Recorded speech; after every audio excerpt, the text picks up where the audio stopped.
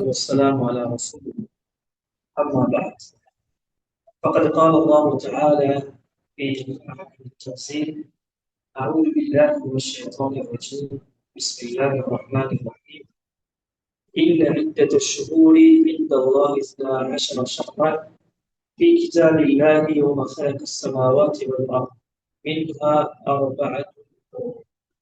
மதிப்புக்குரிய இஸ்லாமிய உறவுகளே, அல்லாஹ்வுடைய பேருதவியால் இஸ்லாமிய புதிய ஹிஜ்ரி ஆண்டில் நாம் காண்பதற்கு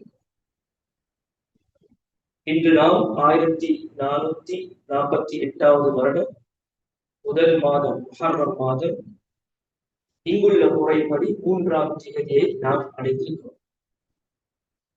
பொதுவாக காலங்கள் நேரங்கள் என்பது இறைவனால் மனிதர்களுக்கு வழங்கப்பட்ட மிகப்பெரிய ஒரு செல்வம்.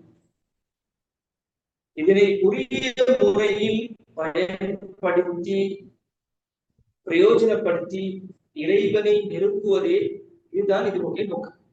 நபி ஸல்லல்லாஹு அலைஹி வஸல்லம் அவர்கள் கூறினார்கள்: இன்ன மின் அஷ்ராத்திஸ் ஸாஅத்தி தகாருபுஸ் ஸமா.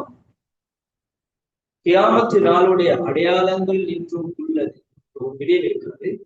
காலங்கள் நேரங்கள் சுருங்கி போகும். ஒரு 100 ஆண்டுகள் 60-70 வருடங்களுக்கு முன்னால் உள்ள காலத்துடைய வேகத்தை விட இன்று நாம் அதிகமாக காலங்கள் வேகமாக கடப்பதை நம்மால் உணர முடியும். 24 மணித்தியாலம் என்பது 24 மணித்தியாலம் தான். ஆனால் இதில் உள்ள பரக்கத்தை இன்று நமக்கு அடைய முடியாமல் இருக்கிறது. நபி ஸல்லல்லாஹு அலைஹி வஸல்லம் அவர்கள் கியாமத்துடைய நாள் நெருங்கி வருவதை 2 வகைப்படுத்தினார். இமாம்கள் தெளிவாக இதனை பதிவிடுகிறார்கள். கியாமத்துடைய நாளையுடைய பெரும் அடையாளங்கள் சிறு அடையாளம். ஒரு ஹதீஸில் நபி ஸல்லல்லாஹு அலைஹி வஸல்லம் அவர்கள் 10 பெரும் அடையாளங்களை ஒன்றன் பின் ஒன்றாக குறிப்பிட்டார். தஜ்ஜால் வெளிப்படுவது, மேற்கிலிருந்து சூரியன் உதிப்பது போன்ற பல பெரும் அடையாளங்கள் 10 இருக்கிறது. நபி ஸல்லல்லாஹு அலைஹி வஸல்லம் கூறினார்கள், அனைத்து அடையாளங்களும் பெரும் அடையாளங்களும் ஒரு நூலில் கோர்க்கப்பட்ட முத்துக்களை போடும். அதாவது நபி அவர்கள் கூற வருவது என்னவென்றால், இந்த நூல் துண்டிக்கப்பட்டால் ஒன்றன் பின் ஒன்றாக தொடர்ச்சியாக வரும் என்பதை தான் நபி அவர்கள் கூறினார். கியாமத் நாளுடைய பெரும் அடையாளங்கள் ஒன்று முடிய ஒன்று தொடர்ச்சியாக நடைபெறும். அதே போல சிறிய அடையாளங்கள் இருக்கிறது. நாம் இறுதி நாளை நெருங்கிக் கொண்டிருக்கிறோம் என்பது கொண்டான சிறிய அடையாளங்கள் இருக்கிறது. இந்த சிறிய அடையாளங்களில் சிலது ஏற்கனவே நடைபெற்று விட்டது, இன்னும் சிலது நடைபெற்றுக் கொண்டிருக்கிறது. அதில் ஒன்றுதான் காலங்களில் நேரங்களில் பரக்கத் இல்லாமல் போகுது, சுருங்கி போகுவது. நமக்கு தெரியும், நேரம் காலங்கள் அதிவேகமாக பெற்றுக் கொண்டிருக்கிறது. நாம் புதிய இஸ்லாமிய ஹிஜ்ரி வருடத்தில் கால் பதித்தவுடன் இதனை நாம் சிலர்கள் வாழ்த்து தெரிவிப்பார்கள், சிலர்கள் இதனை கொண்டாடுவார்கள். மனிதன் என்ற இயல்பு ரீதியாக ஏதோ ஒரு வருடத்தில் நாம் கால் பதித்திருக்கிறோம், ஏதோ சாதிக்க வேண்டும் என்பதாக ஒரு உணர்வு, ஒரு ஆசை வருவது என்பதுதான். ஆனால் இதில் நாம் பெற்ற படிப்பினைகள் என்ன? ஒரு புதிய வருடம் வருகிறது என்றால் நாம் உலக அழிவுக்கு அல்லது நம்முடைய மரணத்துக்கு நாம் நெருக்கமாக இருக்கிறோம் என்பதுதான் பொருள். எனவே நாம் புதிய ஹிஜ்ரி ஆண்டை அடைந்திருக்கிறோம். ஹிஜ்ரி ஆண்டை பொறுத்தவரையில் சூரியனுடைய சுழற்சியை வைத்து முடிவு செய்யக்கூடிய ஆண்டு அமைப்பல்ல. ஹிஜ்ரி ஆண்டு முறை என்பது சந்திரனுடைய சுழற்சியை அடிப்படையாக கொண்டு அமையப்பெறுவது ஹிஜ்ரி ஆண்டு என்பதாக கூறுவார். சுமாராக ஒரு வருடத்தில் 354 அல்லது 355 நாட்களை கொண்ட ஒரு வருடங்களாக இந்த ஹிஜ்ரி ஆண்டுகள் இருக்கிறது. இஸ்லாமிய சட்ட திட்டங்களை பொறுத்தவரை இஸ்லாமிய சட்ட திட்டங்கள் அனைத்தும் ஹிஜ்ரி ஆண்டு முறைக்கேற்ப தெளிவுபடுத்தப்பட்டிருக்கிறது, குறிப்பிடப்பட்டிருக்கிறது. உதாரணமாக ஒரு குழந்தை பருவ வயதை அடைவதை முடிவு செய்வது ஹிஜ்ரி ஆண்டை அடிப்படையாகும். ஒரு பெண்ணுடைய இத்தாவுடைய காலம் நிறைவு பெறுவதை முடிவு செய்வதும் ஹிஜ்ரி ஆண்டை அடிப்படையாகும். அதே போன்று செல்வந்தர்கள் வருடத்துக்கு ஒரு முறை அவர்கள் ஜகாத் வழங்குவதை முடிவு செய்வதும் ஹிஜ்ரி ஆண்டை அடிப்படையாகும். எனவே ஹிஜ்ரி ஆண்டு அமைப்புக்கு ஏற்ப நமது இஸ்லாமிய அனைத்து சட்ட திட்டங்களும் அமைய பெற்றிருக்கிறது. எனவே இந்த ஹிஜ்ரி ஆண்டு அமைப்பை பொறுத்தவரையில்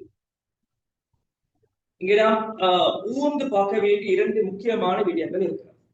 ஒன்று, ஹிஜ்ரி ஆண்டு முறையை உருவாக்கியது உமர் ரலியல்லாஹு அன்ஹு ஹிஜ்ரி 17 அவருடைய ஆட்சி காலத்தில், அவருடைய ஹிலாஃபத்துடைய காலத்தில் ஹிஜ்ரி 17ஆம் ஆண்டு இந்த ஹிஜ்ரி ஆண்டு முறையை உருவாக்கினார். ஆனால் ஹிஜ்ரி மாதங்களுடைய அடிப்படையில் முஹர்ரம், சஃபர், ரபியுல் அவ்வல், ரபியுல் ஆஹிர் என்ற வரிசை இது ஜாஹிலியா காலத்திலிருந்து அரேபியர்களுக்கு மத்தியில் அவர்கள் அதாவது அவர்களுடைய வழக்கத்தில் உள்ள மாதங்கள் இருக்கு.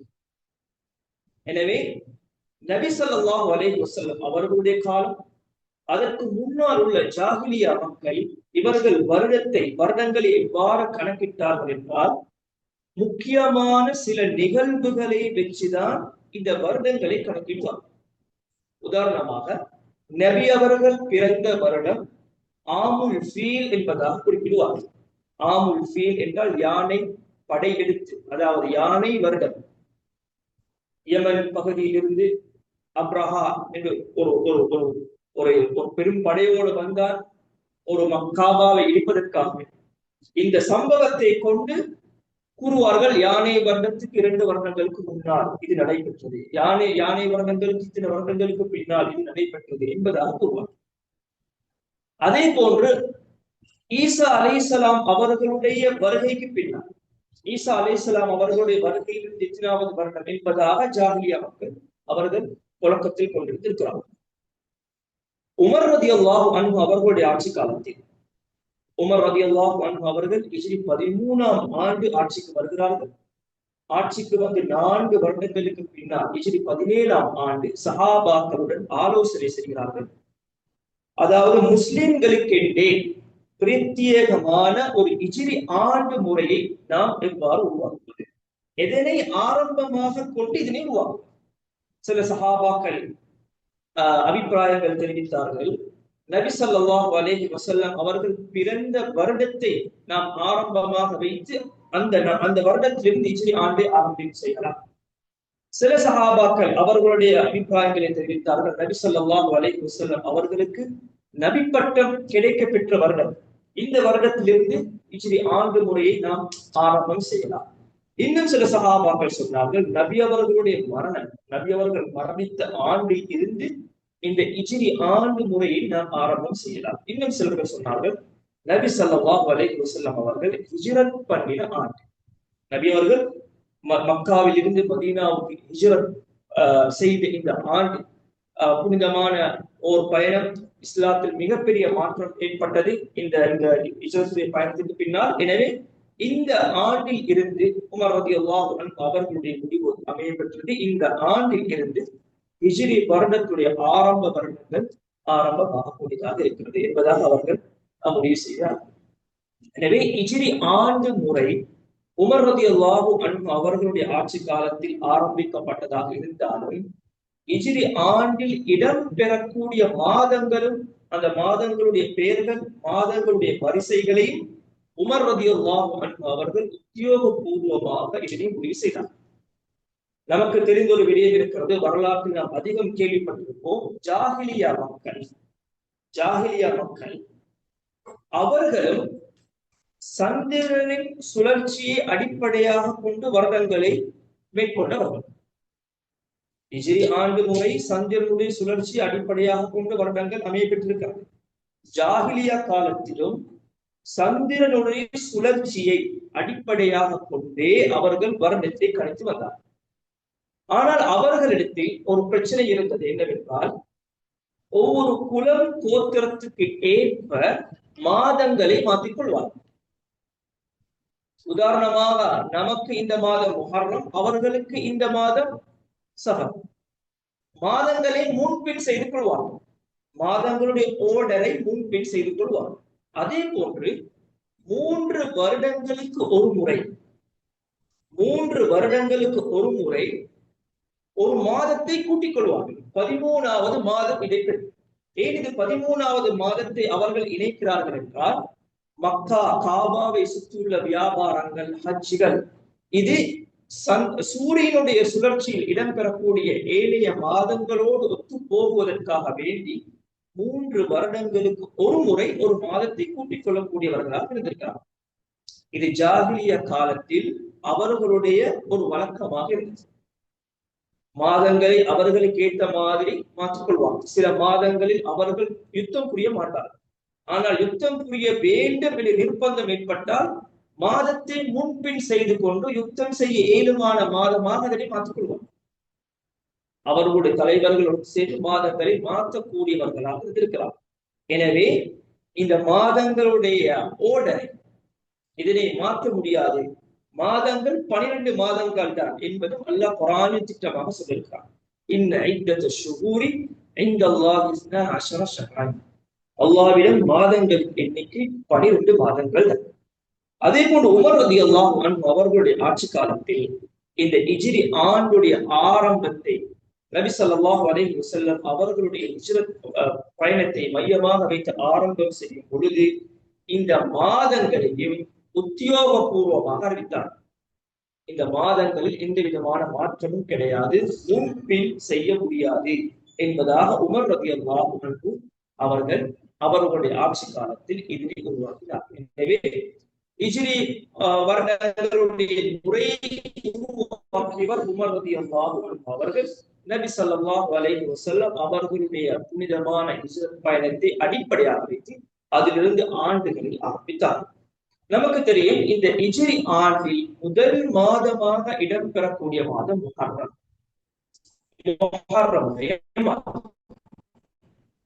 எனவே இந்த முஹர்ரமுடைய மாதத்தில் 3ஆம் பிறையை இங்கு நாம் அடைந்திருக்கிறோம். சிறப்புகள் இருக்கிறது. முஹர்ரம் மாதத்துக்கு பல சிறப்புகள் இருக்கிறது.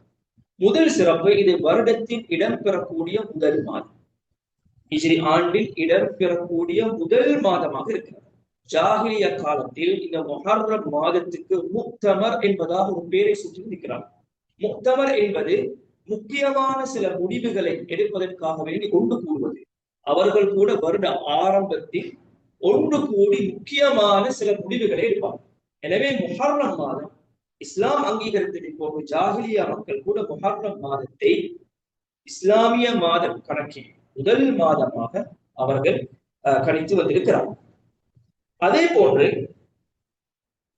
இந்த முஹர்ரம் மாதம் என்பது புனிதமான 4 மாதங்களில் ஒரு மாதம்.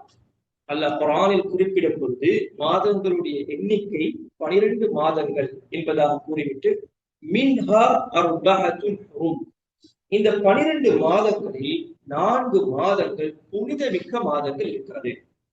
இந்த புனிதமிக்க 4 மாதங்கள் ஒன்று துல்காதா, துல்ஹிஜ்ஜா, முஹர்ரம், தொடர்ந்து வரக்கூடிய 3 மாதங்கள். அதே போன்று ரஜபுடைய மாதம், ரஜபுடைய மாதம் என்பதாக நபி ஸல்லல்லாஹு அலைஹி வஸல்லம் அவர்கள் ஹதீஸில் குறிப்பிட்டிருக்கிறார்கள். எனவே இந்த முஹர்ரம் மாதத்தை பொறுத்தவரையில் புனிதமான 4 மாதங்களில் ஒரு மாதமாக இருக்கிறது.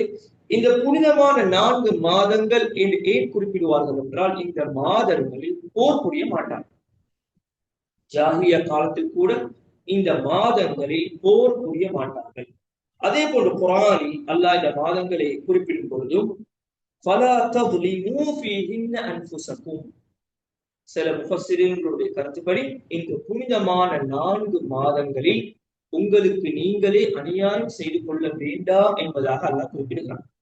எனவே அநியாயம் செய்வது தனக்காக இருக்கலாம், மற்றொருவருக்காக இருக்கலாம், அநியாயம் செய்ய வேண்டாம் என்பதாக அல்லாஹ் குறிப்பிட்ட 4 மாதங்களில் இந்த முஹர்ரம் மாதமும் ஒரு மாதமாக இடம்பெறுகிறது. எனவே முஹர்ரம் மாதம் என்பது ஹிஜ்ரி ஆண்டின் முதல் மாதம் என்பதை போன்று இது புனிதமிக்க 4 மாதங்களில் ஒரு மாதமாகும்.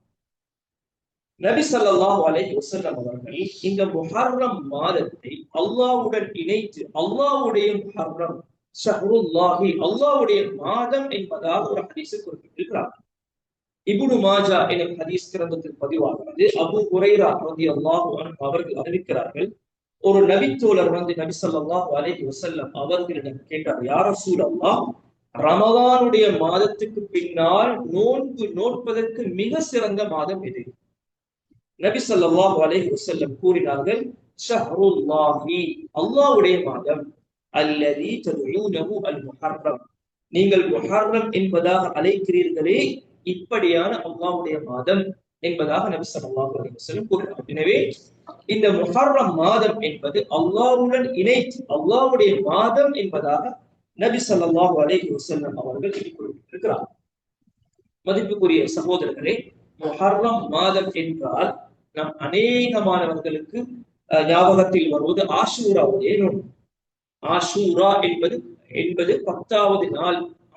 ஆஷூரா என்பது இந்த மாதத்தின் 10வது நாள் என்று அர்த்தம். அப்ப முஹர்ரம் மாதத்தில் இந்த ஆஷூராவுடைய நோன்பும் இந்த முஹர்ரம் மாதத்தில் இடம்பெறக்கூடிய ஒரு நோன்பு.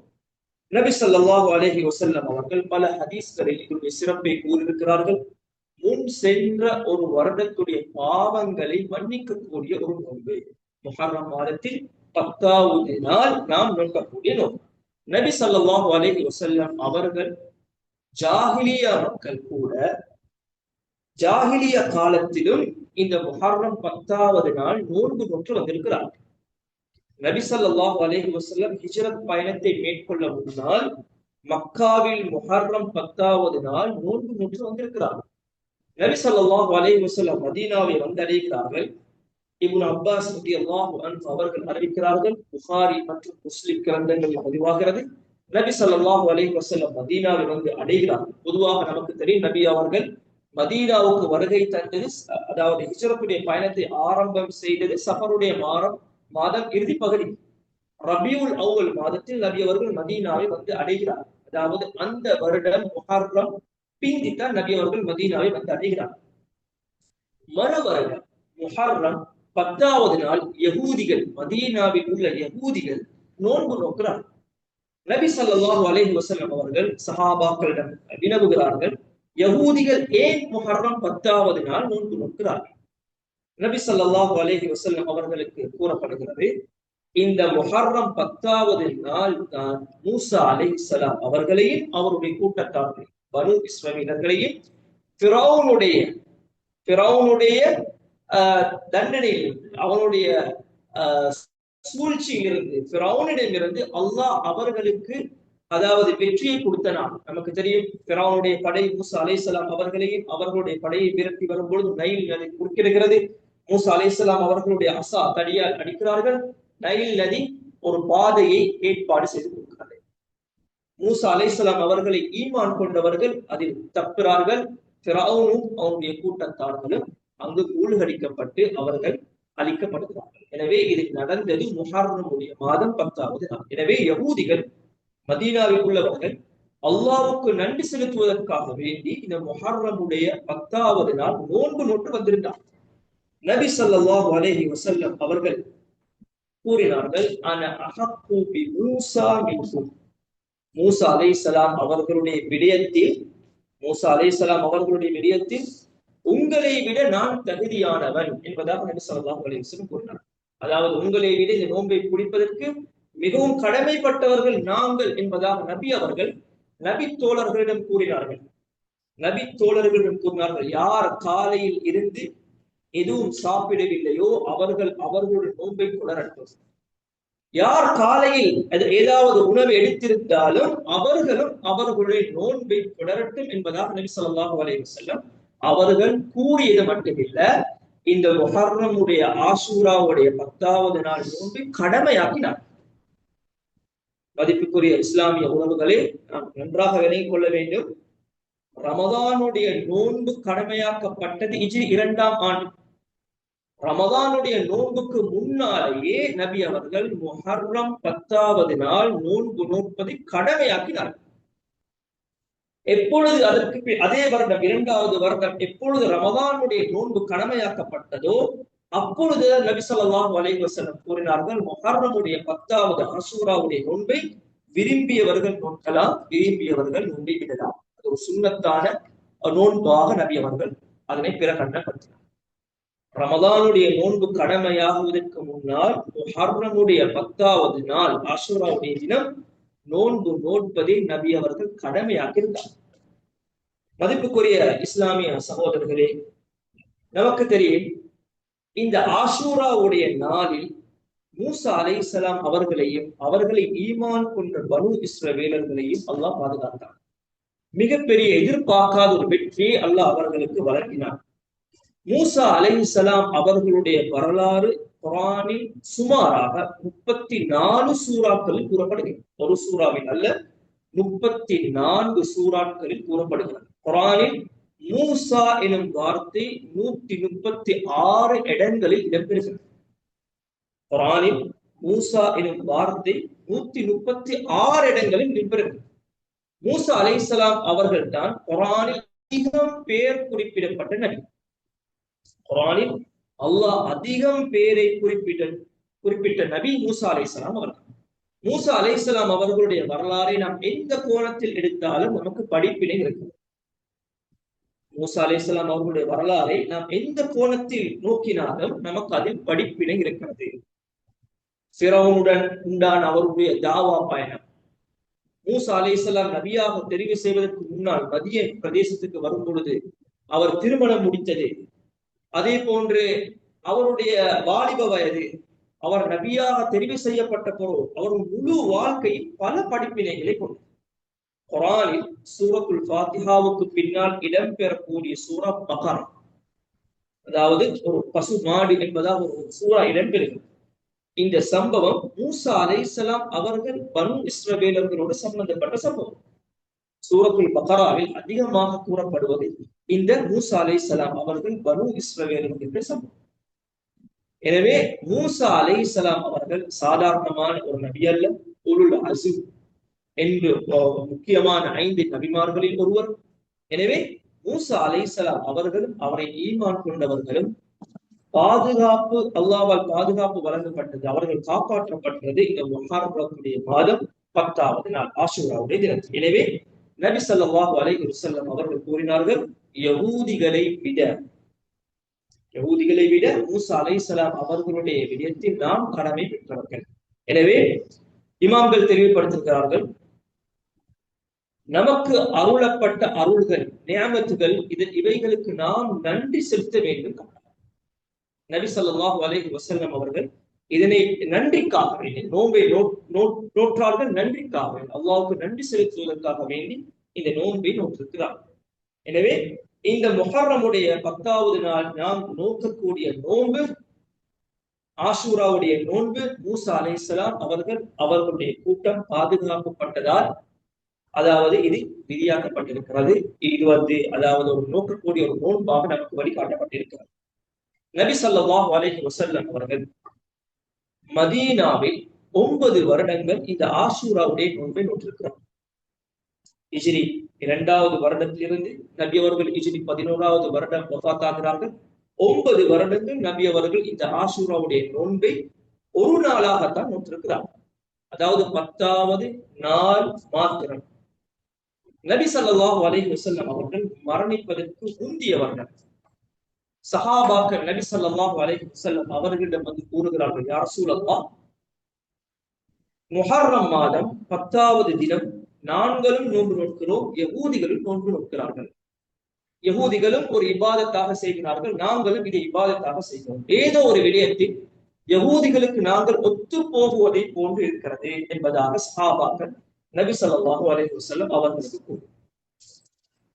நபி ஸல்லல்லாஹு அலைஹி வஸல்லம் கூறினார்கள், மறு வருடம் நான் உயிருடன் இருந்தால் 9வது தினத்திலும் நான் நோன்பு நோற்பேன் என்பதாக நபி ஸல்லல்லாஹு அலைஹி வஸல்லம் கூறினார்.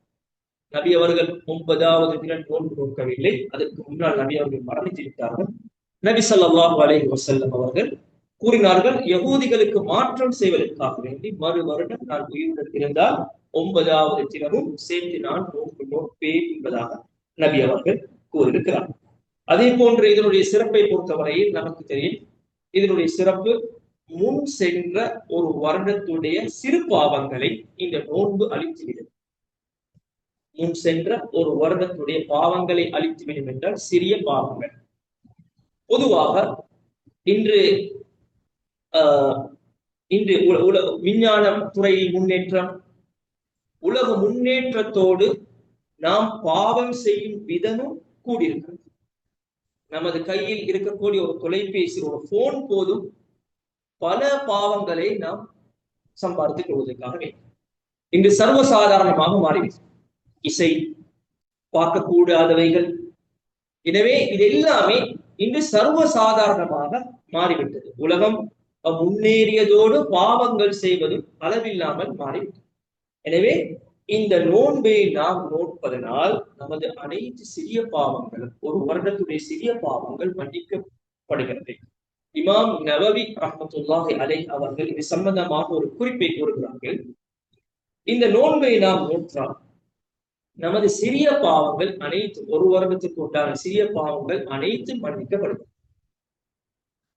சில பேர் சிறிய பாவமும் பெரிய பாவமும் செய்யாதவராக இருந்தால் இருக்கலாம், வாய்ப்பு இருக்கிறது.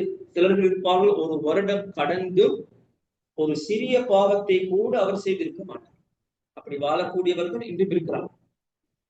ஒரு வருடத்தில், முந்தைய வருடத்தில் அவர் சிறிய பாவமும் செய்யவில்லை, பெரும் பாவமும் செய்யவில்லை என்றால் இவர் இந்த நோன்பை நோட்பதனால் என்ன பிரயோஜனம் கிடைக்கிறது இவருக்கு? ஒரு வருடம் முஹர்ரம் மாதத்தில் 10வது நாள் நாம் நோன்பு நோட்டால் முன் சென்ற வருடத்தில் சிறிய பாவங்கள் மன்னிக்கப்படுகிறது. சிறு பாவங்கள் செய்யாவிட்டால், இமாம் நவவி அவர்கள் குறிப்பிடுகிறார்கள், சிறு பாவமே செய்யாதவராக இருந்தால் அல்லாஹ் அவருக்கு நன்மைகளையும் அவருடைய அந்தஸ்துகளையும் அல்லாஹ் உயர்த்துவார்.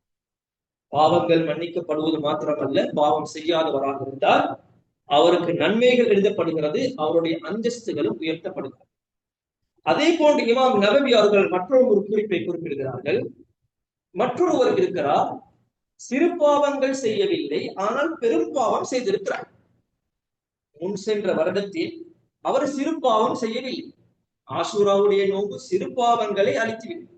அவர் சிறு பாவங்கள் செய்யவில்லை, ஆனால் பெரும் பாவங்களை செய்திருக்கிறார் என்றால் பெரும் பாவங்கள் மன்னிக்கப்பட மாட்டாது. ஆனாலும் இமாம் நவவி ரஹ்மத்துல்லாஹி அலைஹி அவர்கள் குறிப்பிடுகிறார்கள், அவருடைய பெரும் பாவங்கள், அதாவது சுமை குறைக்கப்பட்டதாக மாறிவிடலாம் என்பதாக இமாம் நவவி ரஹ்மத்துல்லாஹி அலைஹி அவர்கள் குறிப்பிடுகிறார். சிறு பாவங்களே செய்யாதவராக இருந்தால் கூட அவரோடு, அதாவது தௌபா செய்யப்படாத பெரும் பாவங்கள் இருந்திருந்தால் அந்த பெரும் பாவங்களுடைய சுமை குறைக்கப்படலாம் என்பதாக இமாம் நவவி ரஹ்மத்துல்லாஹி அலைஹி அவர்கள் இதனை குறிப்பிடுகிறார். எனவே ஆஷூராவுடைய நாள், முஹர்ரம் மாதத்தில் இடம்பெறக்கூடிய இந்த ஆஷூராவுடைய நாள் நபி ஸல்லல்லாஹு அலைஹி வஸல்லம் அவர்கள் ஆரம்பத்தில் கடமையாக்கிய ஒரு நோன்பாக இருக்கிறது. தற்பொழுது இது சுன்னத்தான ஒரு முஅக்கதாவான நோன்பாக இருந்தாலும் ஆரம்பத்தில் ஒரு கடமையான நோன்பாக இருக்கிறது. எனவே இந்த நோன்பை நாம் தவறவிடக் கூடாது. நம்முடைய சிறு பாவங்கள் அனைத்தும் மன்னிக்கப்படும். அதே போல் சிறு பாவங்கள் இல்லாவிட்டால் கூட அதுக்கு நமக்கு என்ன பிரயோஜனங்கள் இருக்கிறது என்பதையே இமாம்கள் நமக்கு விளங்கி இருக்கிறார்கள். அதே போன்ற மற்றும் ஒரு ஹதீஸில் இருக்கிறது. இந்த ஹதீஸ் பலவீனமான ஒரு ஹதீஸாக இருக்கிறது. அதாவது இந்த ஹதீஸில் வந்து இருக்கிறது, அதாவது ஒரு நாள் ஆஷூராவுடைய முஹர்ரம் 10வது தினத்துக்கு ஒரு நாள் முந்தைய தினம் அல்லது ஒரு நாள் பிந்திய நாள் நோன்பு நோக்கலாம் என்பதாக இது இடம்பெற்றிருக்கிறது. அதாவது ஒருவர் 9வது நாள் 10வது நாள் 2 நாட்களையும் சேர்த்து நோன்பு நோக்கலாம். இது ஹதீஸில் தெளிவாக வந்திருக்கிறது. நபி அவர்களே கூறினார்கள், மறு வருடம் நான் உயிருடன் இருந்தால் 9வது நாள் நான் 9வது நாளையும் சேர்த்து நான் நோன்பு நோப்பேன் என்பதாக குறிப்பிட்டார். மற்றும் ஒரு ஹதீஸில் அதாவது பதியப்பட்டிருக்கிறது, ஒரு நாள் முந்தி அல்லது ஒரு நாள் பிந்தி 2 நாட்கள் நோன்பு நோக்க வேண்டும் யகூதிகளுக்கு மாற்றம் செய்வதற்காக வேண்டி. ஒன்றோ 9, 10 அல்லது 10, 11 என்பதாக இந்த ஹதீஸ் இடம்பெற்றிருக்கிறது. சில இமாம்கள் குறிப்பிடுகிறார்கள் இந்த ஹதீஸ் ஒரு பலகீனமான ஹதீஸாக இருக்கிறது. இந்த ஹதீஸ் சில இமாம்களுடைய கருத்தின் பிரகாரம் பலகீனமாக இருக்கிறது. அவரவருடைய இஜ்திஹாதுக்கு ஏற்ப இந்த ஹதீஸ் அவருக்கு சஹீஹான ஹதீஸாக தென்பட்டால் அதன் பிரகாரம் அவர் அமல் செய்தால் கூட அல்லாஹ் அவருக்கு கூலி கொடுப்பான் என்பது நாம் ஆக வேண்டும். எனவே அதே போன்று முக்கியமான இன்னொரு விடயம் இருக்கிறது. இந்த ஆசூராவுடைய தினத்தில் 10வது நாள் மாத்திரம் நோன்பு நோக்கலாமா? 9 நோன்பு நோக்க தவறிவிட்டோம், 10ஐயும் தவற விடுவதா அல்லது 10ஐ மாத்திரம் நோன்பு நோக்கலாம்? தாராளமாக ஒரு நாள் மாத்திரம் கூட நோன்பு நோக்கலாம். சில இமாம்கள் அதாவது இவ்வாறு நோன்பு நோட்பதை விட 9ஐயும் 10ஐயும் சேர்த்து நோட்பதே சிறந்தது. 9வது நாள் 10வது நாள் நோன்பு சேர்த்து நோட்பதே சிறந்தது. அவ்வாறு சந்தர்ப்பம் அமையவில்லை என்றிருந்தால் 10வது நாள் மாத்திரம் நோன்பு நோக்காலும் இந்த நோன்பு ஏற்றுக்கொள்ளப்பட்டதாக அமையும். நபி ஸல்லல்லாஹு அலைஹி வஸல்லம் அவர்கள் நோற்ற 9 நோன்புகள், முஹர்ரம் ஆஷூராவுடைய 9 நோன்புகளும் அவருடைய வாழ்வில் ஒரு நாளை தான் நோன்பு நோற்றிருந்தார். அதே போன்று வெள்ளிக்கிழமை நாளில் இந்த நோன்பு இடம்பெற்றால் 10வது நாள் ஒரு நாள் மாத்திரம் நோன்பு நோக்க ஏழுமாக இருந்தால் வெள்ளிக்கிழமை நாளில் பொதுவான உபரியான நஃபிலான நோன்புகள் நோட்பதற்கு தடை செய்யப்பட்டிருக்கிறது. வெள்ளிக்கிழமை நாளில் இந்த முஹர்ரம் ஆஷூராவுடைய நாள் நேர்பட்டால் வெள்ளிக்கிழமை நாளில் நோன்பு நோக்கலாமா ஒரு கேள்வி வந்தால் தாராளமாக வெள்ளிக்கிழமை மாத்திரம் கூட இந்த நோன்பை நோக்கிக் கொள்ளலாம். எனவே இங்க ஒரு காரணம் இருக்கிறது. இது பொதுவான நஃபிலான ஒரு நோன்பு கிடையாது. இங்க ஒரு காரணம் இருக்கிறது, முஹர்ரம் 10வது நாள். எனவே காரணம் உள்ள நோன்புகளை தாராளமாக வெள்ளிக்கிழமை தனி ஒரு நாளாக அது ஏற்பட்டாலும் அதனை தாராளமாக நாம் நோக்கலாம். எனவே நபி ஸல்லல்லாஹு அலைஹி வஸல்லம் அவர்கள் முஹர்ரமுடைய மாதத்தில் அதிகம் நோன்பு நோக்கக்கூடியவர்களாக இருந்திருக்கிறார். முஹர்ரம் மாதம் 10வது நாள் ஆஷூராவுடைய தினம் மாத்திரம் அல்ல, நபி அவர்கள் முஹர்ரமுடைய மாதத்தில் அதிகம் நோன்பு நோக்கக்கூடியவர்களாக இருந்திருக்கிறார்கள். சஹீஹ் முஸ்லிம் எனும் ஹதீஸ் கிரந்தத்தில் பதிவாகிறது. அபூ ஹுரைரா ரலியல்லாஹு அன்ஹு அவர்கள் குறிப்பிடுகிறார்கள், நபி ஸல்லல்லாஹு அலைஹி வஸல்லம் கூறினார்கள், அஃதலு ஸியாமி பஅத ரமதான், ரமதானுக்கு பின்னால் நோன்பு நோட்பதில் மிக சிறந்த மாதம் ஷஹ்ருல்லாஹில் முஹர்ரம், முஹர்ரமான அல்லாஹ்வுடைய மாதம் என்பதாக நபி அவர்கள் குறிப்பிட்டிருக்கிறார். எனவே முஹர்ரம் மாதத்தில் நாம் ஆஷூராவுடைய தினத்தில் மாத்திரம் நோன்பு நோட்பதல்ல, முஹர்ரம் மாதத்தில் அதிகமாக நோன்பு நோட்பதையும் நபி ஸல்லல்லாஹு அலைஹி வஸல்லம் அவர்கள் நமக்கு வழிகாட்டி இருக்கிறார்கள்.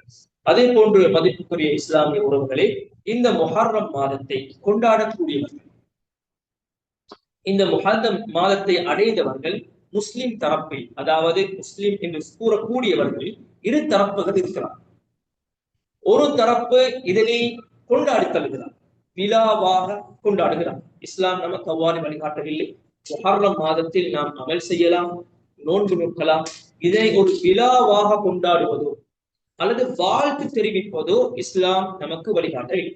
சஹாபாக்களோ அவர்களுக்கு பின்னால் வந்து தாபியூன்களோ தாபியூன்களோ சலஃபுகளோ இமாம்களோ யாரும் இந்த வழிமுறையாக கொண்டிருக்கவில்லை. இந்த முஹர்ரம் மாதத்தை அடைந்தால் எல்லாரும் அவர்கள் தெரிந்தவர்களுக்கு மெசேஜ் அனுப்புவார்கள், முஹர்ரம் முபாரக், அதாவது ஒரு மெசேஜை போட்டு விடுவாங்க. ஆனால் முஹர்ரம் மாதம் அடைந்ததை நாம் கொண்டாடுகிறோம், மெசேஜை நாம் அனுப்புகிறோம். ஆனால் இந்த முஹர்ரம் மாதம் என்பது ஒரு வருடத்தின் ஆரம்பம்.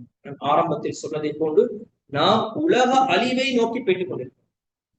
காலங்கள் நம்மை கடந்து போவது என்பது அது நாம் கியாமத்து நாளுக்கு நெருக்கமாக செல்கிறோம் அல்லது நமது மௌத்துக்கு நெருக்கமாக செல்கிறோம் என்பதாக நாம் படிப்பினை பெற வேண்டும். நாம் அதனை ஒரு விழாவாக கொண்டாடுவது மாத்திரமல்ல, இதிலிருந்து நாம் பெறக்கூடிய படிப்பினைகள் என்ன? எனவே இந்த புதிய ஹிஜ்ரி ஆண்டில் படிப்பினை பெற்றவர்கள் எத்தனவர்கள் என்று நாம் எண்ணி பார்த்தால் எண்ணிக்கை குறைவாகத்தான். எனவே முஹர்ரம் மாதத்தை விழாவாக கொண்டாடுவதோ அதாவது வாழ்த்து தெரிவித்தது கொண்டாடுவதோ நமக்கு வழிகாட்டப்படவில்லை. நாம் இந்த மாதத்தை வணக்க வழிபாடுகளில் ஈடுபடுத்த வேண்டும், அதிகம் நோன்பு நோக்க வேண்டும். பல நான் ஆரம்பத்தில் சொன்ன மாதிரி இந்த குர்ஆன் வசனத்துக்கு கீழே இமாம் கதாதா ரஹ்மத்துல்லாஹி அலைஹி அவர்கள் குறிப்பிடுகிறார்கள், இந்த முஹர்ரம் மாதத்தில் நாம் செய்யக்கூடிய அமல்களுக்கு பல மடங்கு நன்மைகள் கிடைக்கும். இந்த முஹர்ரம் மாதத்தில் நாம் செய்யக்கூடிய பாவங்களுக்கும் பல மடங்கு பாவங்கள் நமக்கு கிடைக்கிறது. அதாவது முஹர்ரம் மாதம் இது ஒரு மகத்தான கண்ணியமான மாதம். இந்த மாதத்தில் நாம் அமல்கள் செய்வது நமக்கு பன்மடங்கு நன்மைகளை தரும். இந்த மாதத்தில் நாம் பாவம் செய்வதும் நமக்கு பன்மடங்கு பாவங்களை, பாரதூரமான பாவங்களை நமக்கு இட்டுத்தரும் என்பதாக இந்த குர்ஆன் வசனத்துக்கு விளக்கமாக கூறுகிறார்கள். எனவே இந்த முஹர்ரம் மாதத்தில் சிலர்களுடைய சில மூட நம்பிக்கைகளும் சில தவறான சில செயல்களும் இருக்கிறது. இவைகளை கட்டாயம் நாம் தெரிந்து கொள்ள வேண்டும். சில ஹதீஸ்கள் இருக்கிறது, இவைகள் ஹதீஸ்கள் அல்ல, இட்டுக்கட்டப்பட்ட செய்தி. ஒரு பலகீனமான ஹதீஸுக்கும் இட்டுக்கட்டப்பட்ட ஹதீஸுக்கும் வித்தியாசம் இருக்கிறது. பலகீனமான ஹதீஸ் என்றால் இந்த ஹதீஸை அறிவிக்கும் அறிவிப்பாளர் தொடரில், நபி அவர்கள் வரைக்கும் போகக்கூடிய அறிவிப்பாளர் தொடரில் யாராவது ஒரு அறிவிப்பாளரோ ஒன்றை விட அதிகமான அறிவிப்பாளர்களுடைய விடயத்தில் சந்தேகம் இருக்கிறது. இவர் உண்மையில் இதை கேட்டாரா அல்லது இவரா மற்றொருவரா என்று சந்தேகம் இருந்தால் இந்த ஹதீஸுக்கு நாம் ஒரு பலகீனமான ஹதீஸ் என்பதாக கூறும். இட்டுக்கட்டப்பட்ட ஹதீஸ் என்றால் இது ஹதீஸே கிடையாது. பொய்யான ஒரு செய்தியை பின்னால் வந்த ஒரு கூட்டம் உருவாக்கி விடுவார். இது ஹதீஸ் என்பதாக சிலர்கள் நம்பி அமல் செய்வார்கள். இதுக்கும் நபி அவர்களுக்கும் எந்த விதமான சம்பந்தமும் கிடையாது. இட்டுக்கட்டப்பட்ட செய்திகள் நபி அவர்களுடைய பேர். இது பாரதூரமான சில விடயங்களை இட்டுக்கட்டக்கூடாது. நபி அவர்கள் இதனுடைய தண்டனையை நரகத்தில் அவருடைய ஒதுக்கும் தளத்தை அவர் தயார் செய்து கொள்ளட்டும் என்பதாக எச்சரித்திருக்கிறார். ஒரு ஹதீஸ் இருக்கிறது, முஹர்ரம் மாதம் ஆரம்பத்தில் ஆஷூரா தினத்தில், முஹர்ரம் 10வது நாள் ஆஷூரா தினத்தில் ஒருவர் குளித்துக் கொண்டால் வருடம் முழுவதும் அவருக்கு நோய் ஏற்படாது என்பதாக சில மூட நம்பிக்கைகள் சிலர்களிடம் இருக்கிறது. இது ஒரு இட்டுக்கட்டப்பட்ட செய்தி. சிலர்கள் ஹதீஸ் என்பதாகவே கூறி சோசியல் மீடியாக்களில் ஷேர் பண்ணுவார். இவ்வாறு ஒரு ஹதீஸ் கிடையாது. மற்றும் ஒரு ஹதீஸ் இருக்கிறது, இது இட்டுக்கட்டப்பட்ட செய்தி. முஹர்ரம் 10வது நாள் ஆஷூராவுடைய தினத்தில் யார் சுருமா பூசுகிறாரோ வருடம் முழுவதும் அவருக்கு கண் வலி ஏற்படாது. இது சிலருடைய நம்பிக்கை இருக்கிறது. இன்றைக்கு சிலர்கள் இதனை பின்பற்றிக் கொண்டிருக்கிறார்கள். மற்றும் ஒரு ஹதீஸ் இருக்கிறது, முஹர்ரம் 10வது நாள் ஆஷூராவுடைய தினம் யார் தனது குடும்பத்தார்களுக்கு செலவழிக்கிறார், வாரி வழங்குகிறாரோ, தர்மம் செய்கிறாரோ வருடம் முழுவதும் அவருக்கு பஞ்சம் ஏற்படாது. இவ்வனைத்தும் ஹதீஸ்கள் கிடையாது. நபி அவர்களுடைய பேரில் இட்டுக்கட்டப்பட்ட சில செய்திகள்.